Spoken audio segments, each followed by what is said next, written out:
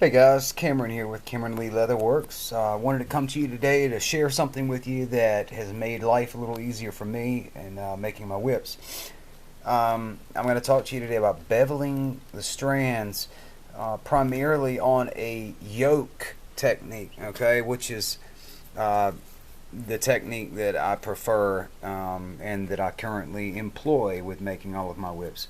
This is a whip that I was working on last night. We'll finish it up today.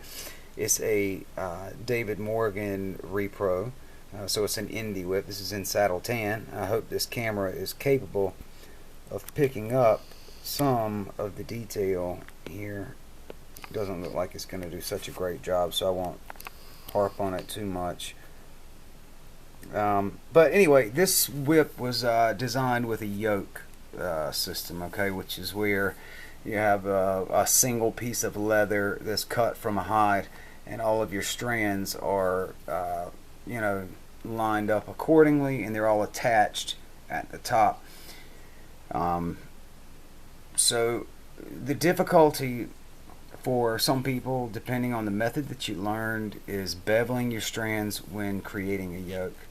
Um, and so I'm going to take this down real quick, and I've hung up a scrap strand. Well, I say scrap, it's really not a scrap. Kangaroo hide to me is I don't know if I'm sentimental or what, but I don't throw any of it away ever. I got bags of little scraps everywhere. Maybe at some point I'll find some use for it, or maybe kick my hoarding tendencies with kangaroo leather away and just get rid of it. But this particular strand is just hung up here for an example. Okay, I put it on my hook, and so what you run into when you're beveling strands, and I don't know if any of you guys have probably, if you're looking at this video, I guarantee you've watched some of Bernie's videos, and you know, I considered him a great inspiration, if nothing else, but a help to me in the beginning. And but I also picked up some techniques there that that I felt like, you know, they worked great for him, but in the long run they didn't work well for me. And beveling was one of those things. And let me show you what we're talking about here. This is a homemade version of what Bernie used. Okay, it's a blade. This one's at 55 degrees. You know, monkey see, monkey do. And it's got this, you know, piece of metal here that's shaped to hold your strand in place. I'm going to kind of put it up here in the way that he would, and it would be pulled back, okay? And you know, his results from what I could see were, you know, were pretty good, except that the technique and angle and the amount of leather that's removed is a bit different than what I use.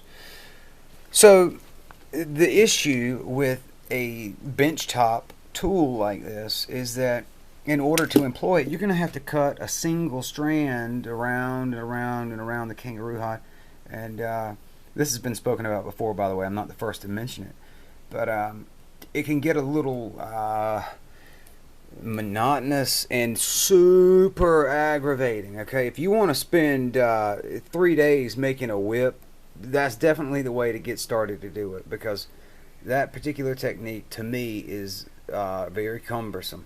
So I picked up using a yoke method and employed that, and it's been volissimo. It's been awesome ever since. Okay, because for one, if your time's not important, then boy, my hat's off to you. But my time's important, and I'm trying to be the most efficient that I can with the time that God's put me with here on earth. So get the most done that I can. So when beveling a strand, especially on a yoke where you've got 1, 2, 3, 4, 5, 6, 7, 8, you know, 12, 16 strands hanging up on a, you know, a yoke, you can't really efficiently run that through a benchtop tool. And it gets a little aggravating. So the technique that everybody uses, especially, you know, all professional whip makers that I'm aware of, they all wrap leather around their finger, their index finger, and they put the strand over.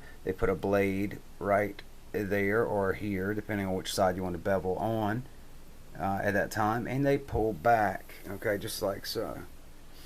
And that technique works. That's tried and true, and those who can do it flawlessly, um, there's no need to change. However, if you are not um, that steady with your hand, or if it's an uncomfortable position, as I found it was for me to some degree, to hold that blade, especially when beveling on the right hand side of the strand, it was an awkward it's an awkward pose for my hands to be in. So I tried to create something to make it a little easier for me to get consistent results. um, this is the same principle, the same fundamentals. It just makes it a little easier, and I'll show you why. At least to the best of my ability, considering I only got two hands, so I probably won't be able to demonstrate it to a full degree. But what I've made here is I've taken a piece of 7-ounce cowhide, this veg tin, and I cut it out to fit my finger. Okay, and I took some scrap kangaroo leather and used wood glue, which is the PVA glue, and glued it together. And did the same to this other strip of veg tan 7-ounce cowhide on top.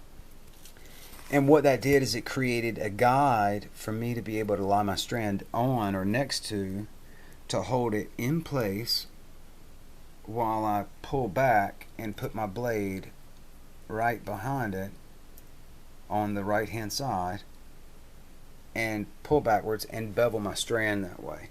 Now this works just as fast for me as it would as if I were free-handed. In fact, it might be a little easier because I'm not having to rewrap leather, etc. And I try to work at a pretty fast pace if I can, at least for the prep work. If you're gonna invest time invested in your prep work, if you're gonna waste it, I guess, and then take your time, plaiting your whip, etc. But the work that you do in advance really sets up the whole stage for how your whip's going to turn out anyway. So that's why this part's important, direly important to me, at least with the techniques that I use. So with this guide in the middle here, okay, you can use it and bevel on your right hand side, or you can lie the strand on this side and bevel on the left hand side of the strand by placing your blade on top and at the angle that's preferred and pull it back. Okay, now this makes it possible for me to continue to do it strand after strand after strand on a yoke system, and it really has worked out well for me. This might be a joke to some others, but you know what, it works for me. And here's the other thing. Muscle memory is true and important with everything in life, I think, especially when you work with your hands, which I've done all my adult life. I've always had a job working with my hands. And one thing to consider is if you get injured, or if you get hurt, or if you maybe even lose a finger or two, things are going to change. And if you're like me, whip making is not only a way to make a living, but it's also very meditative. It helps me with my stress. It helps me with my frustration. It's a weird and hard thing to describe and explain, but if you've ever made a whip, you'll know exactly what I'm talking about. It's something for you to focus on. And so I'd hate to think that an accident, in fact a minor accident even, could ruin my ability to do so. So something like this can actually potentially help you. Let's say you've mastered, you have no issues and you don't even think twice about it. You wrap leather around your finger, you pull back, you bevel your strand. Well, if something happens to that finger, and throws off your muscle memory, etc., consider using something like this. Your results, I think you'll be really pleased with them if you use it. I'm not saying that this is the best way, but it happened to be the easiest way that I could come up with to utilize a technique for beveling that falls more towards the standard, or what's expected of you as you're making a whip. And you're also not subject to the slowdowns or being forced, really strong-armed, into continuing to use a technique where you would have to use a bench top tool. So this is I haven't used this in so long. I had a hard time finding it actually to pull it out to demo it. But um, you know, like I said, this is just an aid. It's something that you can make quickly and easily, and I hope it's some help to some of you guys out there. And I hope that in the future, that if you ever find yourself in a situation where you need something to assist you due to an injury or some sort of life changing event, that this can help keep you going.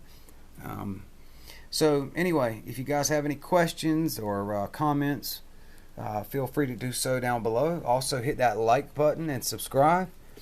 And hopefully next time you guys see me, I'll be cracking some whips and showing you guys what's current here at Camerly Leatherworks. So you guys take care, and we'll see you next time.